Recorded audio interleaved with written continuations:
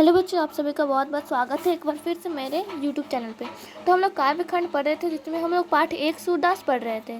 तो पद हम लोग ये पढ़ रहे हैं जिसका आज हम लोग प्रश्न अभ्यास करेंगे। जिसका पहला प्रश्न है, गोपियों द्वारा उद्धव को भाग्यवान कहने में क्या व्यंग निहित है। तो इसका उत्तर यहाँ पे दिया हुआ है, गोपियाँ व्यंग पूर्वक उद्धव को भाग्यवान कहती हैं। वास्तुतः इसमें उद्धव के तिरस्कार का भाव छुपा हुआ है। गोपियाँ उन्हें अभागा मानती हैं और उनके उपयुक्त कथन में यही बात व्यंग और वक्रता की शैली में निहित है। प्रश्न 2, उद्धव के व्यवहार की तुलना किस किस से की गई है। तो उद्धव के व्यवहार की तुलना कमल पुष्प और तेल की मटकी से की गई है। जिस प्रकार कमल जल से ऊपर रहता है और उसकी पत्तियां जल के समीप होते हुए भी जल की एक भी बूंद नहीं लगने देती है, जिस प्रकार जो है कमल का फूल जो है रहती है फिर भी उसमें एक भी बूंद जल का नहीं लगते हैं। दूसरी तरफ तेल की चिकनी मटकी को जल में डाला जाता है तो उसके ऊपर एक भी बूंद नहीं ठहरती है। ठीक उसी प्रकार उद्धव व्यवहार में इतना रूखा है कि आप पर उस पर कृष्ण के रूपाकर्षण का कोई प्रभाव नहीं पड़ रहा है। गोपियों ने किन किन उदाहरणों के माध्यम से उद्धव को उल्हालने दिया है। गोपियों ने उद्धव को उल्हालने देते हुए कहा कि उनका मन निष्ठुर है जिसमें प्रेम का कोई भाव नहीं है।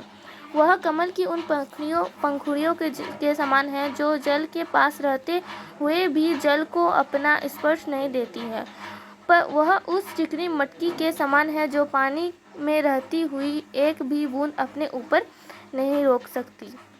चिकनी मटकी इसका मतलब ये है जिसमें तेल लगा होता है, ऐसे मटकी को यहाँ पे चिकनी मटकी कहा गया है। चौथा प्रश्न, उद्धव द्वारा दिए गए योग के संदेश ने गोपियों की विरागनी में घी का काम कैसे किया। तो श्री कृष्ण गोपियों को छोड़कर मथुरा चले गए। कृष्ण के वियोग में गोपियाँ दुखद जीवन जी रही थी। उन्हें यह आशा थी, उन्हें देखिए वो जो मथुरा छोड़ के मथुरा चले गए थे वहाँ पे गोपियों को छोड़ के, तो ये उस बार की बात है कि कभी ना कभी तो कृष्ण से उनकी भेंट होगी। लेकिन जब कृष्ण उद्धव को योग ज्ञान का संदेश देकर गोपियों के पास भेजते हैं तो गोपियाँ अत्यधिक व्याकुल हो जाती हैं और उनके विरह की अग्नि और प्रचंड हो जाती है। इस प्रकार उद्धव द्वारा दिए गए योग संदेश ने गोपियों की विरागनी में घी का काम किया। और अगर आगे हमारा प्रश्न है पांचवा प्रश्न, तो मर्यादा न लही के माध्यम से कौन सी मर्यादा न रहने की बात की जा रही है। उपयुक्त कथन के माध्यम से कृष्ण द्वारा गोपियों के प्रेम की मर्यादा न रखकर उन अबलाओं के योग ज्ञान को अपनाने की बात की गई है। मर्यादा न लही के माध्यम से गोपियों के इस प्रेम की मर्यादा न रहने की बात कही गई है। तो इसमें जो एक यहाँ पे दिया हुआ है कथन मर्यादा ना लही, इसका मतलब क्या है, इसमें ये पूछा गया है, तो इसका उत्तर यहाँ दिया गया है। छठा प्रश्न ये है कि कृष्ण के प्रति अपने अनन्य प्रेम को गोपियों ने किस प्रकार अभिव्यक्त किया है। तो गोपियों ने कृष्ण के प्रति अपने अनन्य प्रेम को इस प्रकार व्यक्त किया। उन्होंने खुद को हारिर पक्षी के समान बताया। जिस प्रकार हारिर पक्षी अपने पंजे में, एक हारिर पक्षी जो होता है अपने पंजे में क्या करता है, वो दिन रात सोते जागते एक लकड़ी टांग के रखता है अपने पंजे में, ठीक है। तो हारिर पक्षी के समान बताया। जिस प्रकार हारिर पक्षी जो है अपने पंजे में दिन रात सोते जागते लकड़ी धारण किए रहती है, उसी प्रकार गोपियाँ भी रात दिन कृष्ण को याद करते रहती हैं। यहाँ तक कि सपने में भी कृष्ण का नाम रटती रहती हैं। जब उद्धव ने उन्हें योग का शिक्षा दिया तो ये आग में घी डालने का काम किया, क्योंकि वो जो है कृष्ण का नाम हमेशा रटती रहती है और योग का संदेश देने आ गए उद्धव जी, तो इसलिए उनको आग में घी डालने का काम किया। सारा प्रश्न, गोपियों ने उद्धव से योग की शिक्षा कैसे लोगों को देने की बात कही है। गोपियों ने उद्धव को योग की शिक्षा ऐसे लोगों को देने की बात कही है जिन लोगों का मन चंचल है, अर्थात चक्री की भांति अस्थिर है। ऐसे लोगों को जो है गोपियों ने योग का संदेश देने को कहा। प्रस्तुत पदों के आधार पर गोपियों का योग साधना के प्रति दृष्टिकोण स्पष्ट करें। गोपियाँ योग साधना को जीवन में निष्ठुरता लाने वाला मानती है। योग ज्ञान का रास्ता अग्नि के समान जलाने वाला और घोर दुख देने वाला है। योग साधना को अपनाने की बातें उनकी विरागनी को और अधिक बढ़ा देती है। योग साधना की बातें कड़वी ककड़ी के समान अग्रणी लगती हैं। योग साधना उन्हें एक ऐसे रोग के समान लगता है जिससे उन्होंने पहले कभी ना तो देखा, ना सुना और ना ही कभी भोगा है। 9वां प्रश्न, गोपियों के अनुसार राजा का धर्म क्या होना चाहिए? गोपियों के अनुसार राजा का धर्म है कि वह अपनी प्रजा पर किसी प्रकार का कोई अत्याचार ना करे, ना ही कोई ऐसा कार्य करे जिससे प्रजा को दुख पहुँचे। किसी भी तरह से प्रजा को सताया ना जाए। गोपियों के अनुसार राजा का धर्म यही है। गोपियों को कृष्ण में ऐसा कौन सा परिवर्तन दिखाई दिए जिनके कारण वे अपना मन वापस पा लेना की बात कहती हैं? गोपियाँ मानती हैं कि कृष्ण ने राजनीति शास्त्र में पूरा दक्षता प्राप्त कर ली है, इसलिए उद्धव के माध्यम से योग साधना का संदेश भेजा है। वे इतने चतुर हैं कि पहले तो अपने प्रेम जाल में फंसा लिया और अब योग।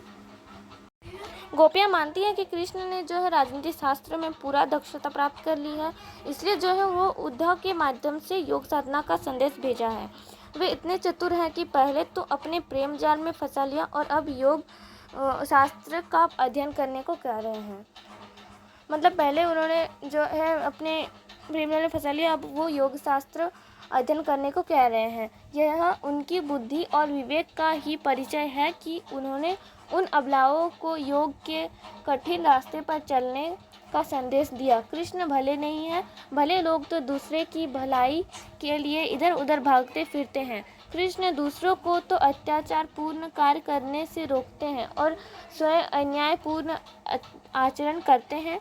इन्हीं परिवर्तनों के कारण गोपियाँ कृष्ण से अपना मन वापस पा लेने की बात कहती है। तो इन्हीं परिवर्तनों के कारण जो है गोपियाँ कृष्ण से अपना मन वापस पा लेने की बात कहती है।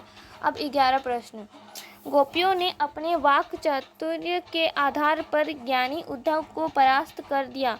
उनके वाक चातुर्य की विशेषताएं लिखिए। भ्रमर गीत के माध्यम से सूरदास ने गोपियों के मन की व्यथा को साकार किया है। यहाँ जब उद्धव गोपियों के ज्ञान और योग का उपदेश देते हैं, तब गोपियों की यही स्वाभाविक प्रक्रिया होती है कि वे श्री कृष्ण के रंग में रंगी हैं। उन्हें योग और ज्ञान नहीं चाहिए, उन्हें वाक्चातुर्य में रास व्यंग का पूट है। उद्धव गोपियों को निर्गुण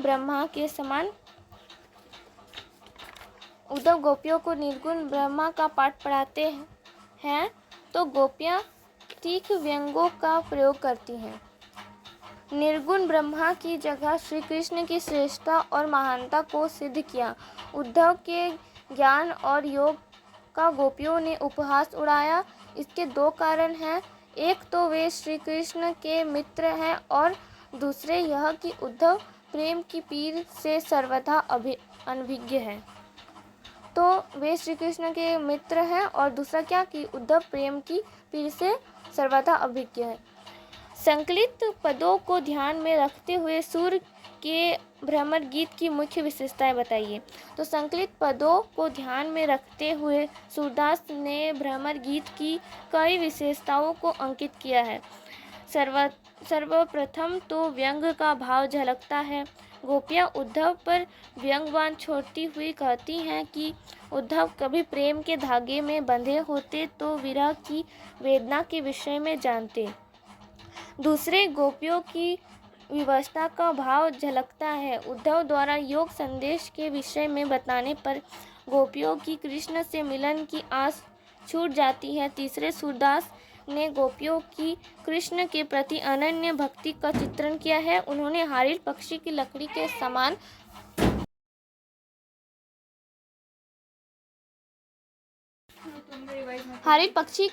कृष्ण के प्रति एक निष्ठ प्रेम का परिचय दिया है और उन्हीं में अपना विश्वास प्रकट किया है। सूरदास ने लोक धर्मिता को दर्शाते हुए राजधर्म को भी याद दिलाया है।